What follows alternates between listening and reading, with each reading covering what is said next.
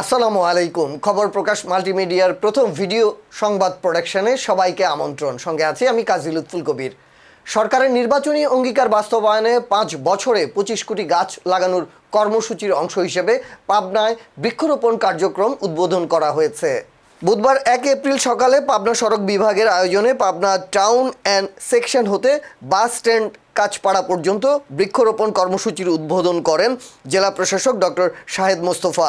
এ সময় উপস্থিত ছিলেন নির্বাহী প্রকৌশলী মনসুরুল আজিজ, উপসহকারী প্রকৌশলী সাজেদুল ইসলাম সহ সড়ক বিভাগের অন্যান্য কর্মকর্তা বৃন্দ।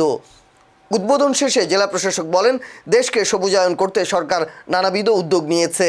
তারই অংশ হিসেবে সড়কের দুপাশে বৃক্ষরোপণ কর্মসূচি বাস্তবায়ন করা হচ্ছে।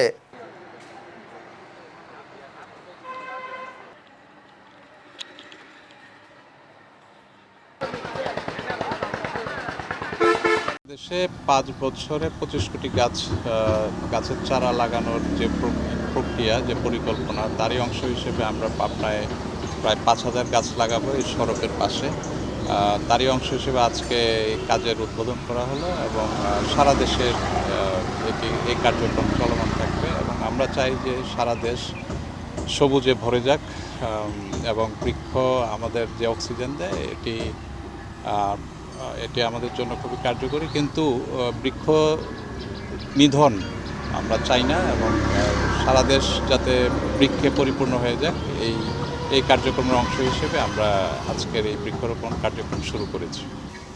প্রতিটি বৃক্ষের চারপাশে যে বেড়া দেওয়া হবে এবং বেড়া ছাড়া আসলে যে গরু ছাগল এগুলা বৃক্ষগুলোকে নষ্ট করে দেয়, বৃক্ষ শুধু লাগালেই হবে না, এটা পরিচর্যা করতে হবে এবং বেড়ার মাধ্যমে এটি পরিচর্যাটি পরিচালনা করতে হবে।